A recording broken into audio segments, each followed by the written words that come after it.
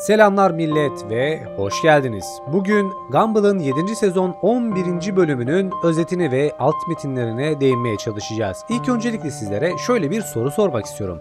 Hiç öyle bir davet aldınız mı? Hani gitmeseniz ayıp olacak ama gitseniz de gözleriniz böyle kanayacak türden. İşte Elmore'da tam da böyle bir gün yaşanmakta.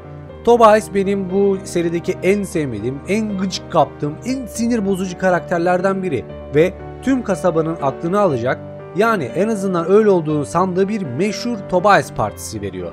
Ama durun, bu sadece bir parti değil, aslında Gumball evrenindeki popülerlik, ego ve sosyal medyadaki sahte mutluluk pozlarının tam göbeğine atılan bir taş. Ve Reddit'teki teorilere bakılırsa bu bölüm yüzeyde göründüğünden çok daha karanlık. Evet dostlar, bölümü incelediğimizde TikTok, Instagram Reels havasında Tobias'ın partisine gelin diye bağıran bir davetiye dağıtıyor herkese.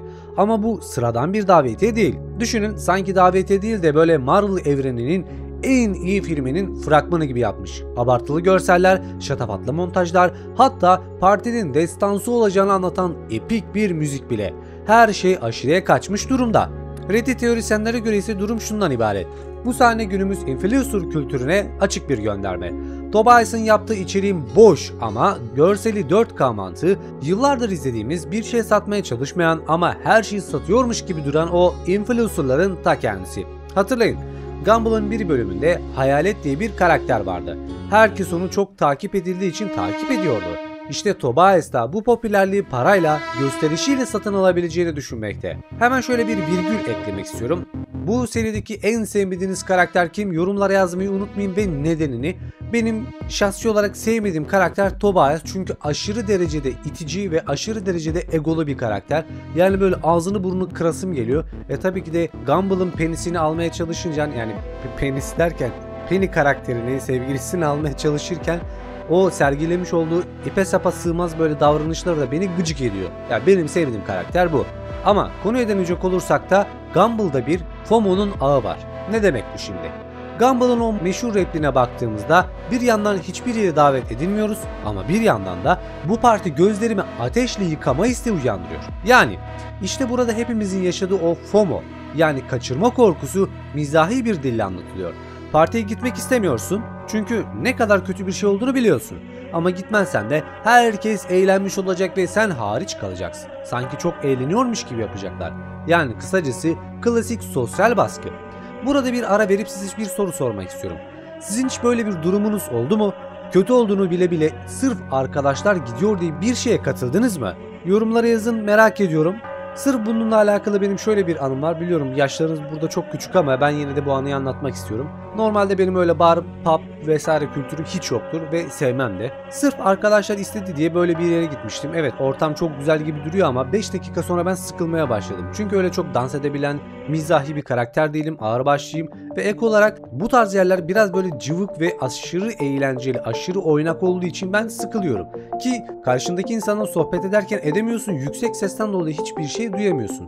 Bu noktada o herkesin ballandıra ballandı anlattığı pub, hip hop veya hatta işte bar kültürü bende yok arkadaşlar. Ben bu tarz ortamları hiç sevmiyorum. Ben daha çok böyle sakin, slow müzik çalan yerlerde takılmayı ve en önemlisi insanları duyabileceğim sesteki müzikleri tercih ederim. Neyse, bu da benim böyle bir anımda. Ancak bu ikilem bölümün ana dinamini oluşturuyor. Kızların tepkisi de çok önemli. Anais, Penny ve diğerleri kötü ama şu anki planımızdan 1000 kat daha iyi diyerek kabul ediyorlar. Reddit'teki bir teoriye göre ise Penny burada aslında Gumball'ın kararını direkt etkiliyor. Kendi isteğini değil, gitme arzusunu Gumball'ın düşüncelerine aşılıyor. Bu da sosyal çevrelerin birbirini nasıl etkilediğinin ince bir detayı. Parti hazırlıklarına geldiğimizde Gumball'ın o meşhur kara mizahı devreye giriyor ve burası benim sevdiğim kısım. Listede ne mi var? Dezenfektan, kötü kararlar ve kefalet parası.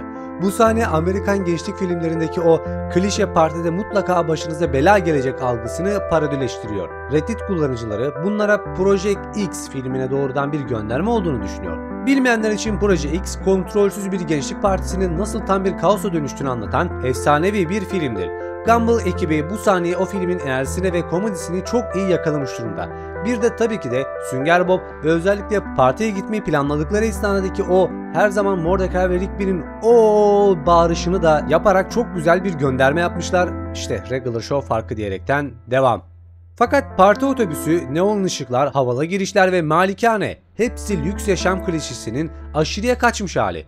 Ama bu sahneler bazı Gumball Reddit teorilerinden birine götürüyor. Muhteşem Gatsby'ye bir gönderme. Dışarıdan mükemmel gibi görünen, şatafatlı ama içeride yalnızlık ve yapay ilişkilerle dolu bir dünya.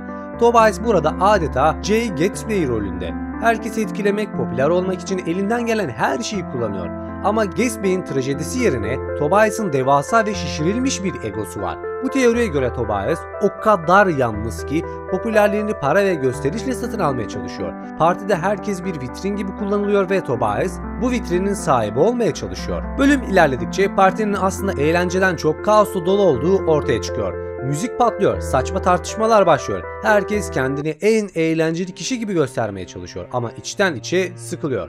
Bu sahneler bize çok net bir alt metin sunuyor. Sosyal medyada pozlarında gördüğümüz o mükemmel anlar aslında 5 saniyelik bir illüzyon. Geriye kalan %95'i sıkıntı, yapmacıklık ve ben neden buradayım hissi. Bu sahneleri izlerken de sanki böyle Gumball bize Black Mirror'daki sosyal puan sistemi bölümlerinde hatırlatmakta. Herkes popülerlik puanını arttırmak için elinden geleni yapıyor ama bu süreçte kendi kimliğini kaybediyor. Finale baktığımızda ise Tobias partiyi kontrol edememesi ve her şeyin elinden kayıp gitmesiyle bitiyor. Gumball ve Darwin ise o meşhur "iyi ki de geldik sanırım" modunda. Reddit'te bu final için sorulan en büyük soru şu: Tobias burada dersini alıyor mu? Cevabı tabii ki de hayır. Çünkü popülerlik takıntısı olan biri asla "tamamen ben hatalıyım" demez. Bir sonraki parti için büyük bir illüzyon kurar. Bu bölüm hem Gençlik Partisi klişelerini hem de günümüz sosyal medya kültürünü çok ince bir şekilde tiye alıyor. Influencer kültürü, FOMO, statü yarışı ve muhteşem Gatsby benzeri illüzyonlar.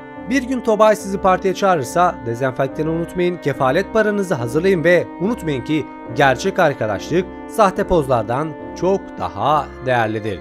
Umarım bu video hoşunuza gitmiştir. Sizce bu bölümde başka ne gibi göndermeler vardı? Yorumlarda benimle paylaşmayı unutmayın. Bir sonraki videoda görüşmek üzere.